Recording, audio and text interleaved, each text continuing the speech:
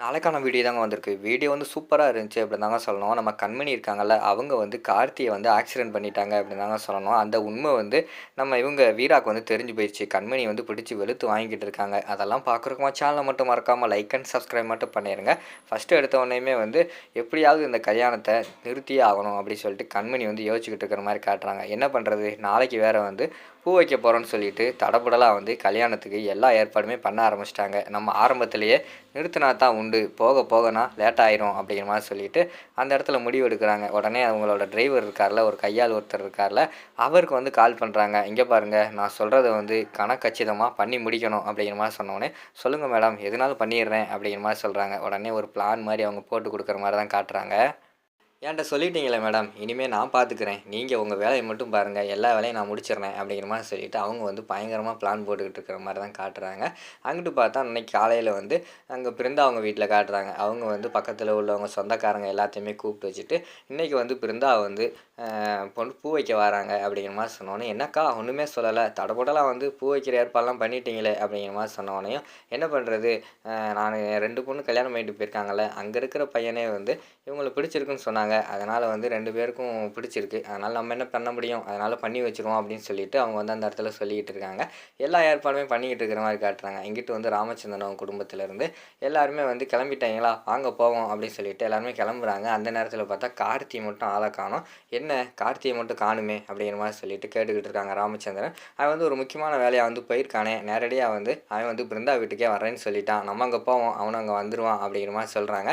இதுதான் நம்மளோட பிளானு. கரெக்டாக வந்து கார்த்தி தனியாக தான் வராரு, எப்படியாவது தூக்கிட வேண்டியதான் அப்படின்னு சொல்லிட்டு கண்மணி வந்து பயங்கரமாக வந்து பிளான் போடுற மாதிரி தான் காட்டிக்கிட்டு இருக்காங்க. அங்கிட்டு பார்த்தா கார்த்தி வந்து வேலையெல்லாம் முடிச்சுட்டு பிருந்தா அவங்க வீட்டுக்கு அவர் காரில் வந்துக்கிட்டு இருக்காரு. இங்கிட்டு வந்து ராமச்சந்திரன் குடும்பத்தில் உள்ள எல்லாருமே வந்து இவங்களும் காரில் போய்கிட்டு இருக்கிற மாதிரி தான் காட்டிக்கிட்டு இருக்காங்க. அந்த நேரத்தில் பார்த்தா டிரைவர் வந்து எதுக்கு வந்து ஒரு காரை வச்சு அந்த ஆளை செட் பண்ணி நம்ம கார்த்தி வந்தார்ல அந்த கார்லேயே போய் இடிக்க சொல்லிடுறாங்க. அவங்களும் போய் இடிச்சிடுறாங்க.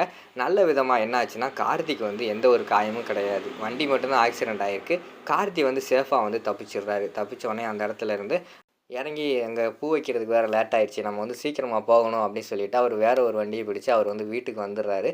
வீட்டுக்கு வந்தோடனேயுமே எல்லாருமே தேடிக்கிட்டு இருந்திருக்காங்க. ஆல்ரெடி வந்து கார்த்தி எங்கே அப்படின்னு சொல்லிட்டு கரெக்டாக வந்தவொடனேயுமே கேட்க ஆரம்பிச்சிடுறாங்க. என்னடா ஆச்சு, நீயே ஒரு முக்கியமான ஆள், உன்னைய வச்சு தான் அந்த பொண்ணுக்கு வந்து பூ வைக்கணும், அப்படி இருக்கும்போது நீயே வராமல் இருந்தால் நாங்கள் மட்டும் இங்கே என்னடா பண்ணுறது அப்படிங்கிற மாதிரி சொல்லிட்டு அவங்க அப்பா வந்து திட்ட ஆரம்பிச்சிடுறாங்க. அப்பா அது ஒன்றும் இல்லைப்பா அப்படிங்கிற மாதிரி சொல்ல வராங்க. அதுக்குள்ளே விஜய் வந்து விஷயத்தை வந்து ஓப்பன் பண்ணிடுறாங்க.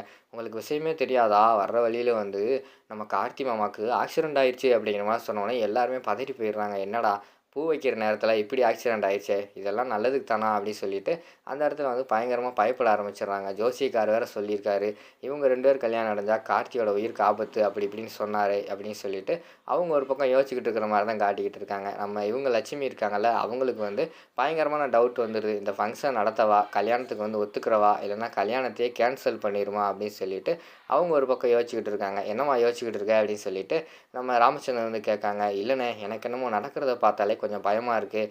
ஆல்ரெடி வந்து ஜோசியம் பார்க்கும்போது வேறு அப்படி சொன்னாங்க. இப்போ மறுபடி பார்த்தா நம்ம கார்த்தி தம்பிக்கு வந்து இப்படி நடந்துடுச்சு. எனது என்ன ஏதுன்னு எனக்கு ஒன்றும் புரியலையே அப்படிங்கிற மாதிரி சொல்லிட்டு இருக்காங்க.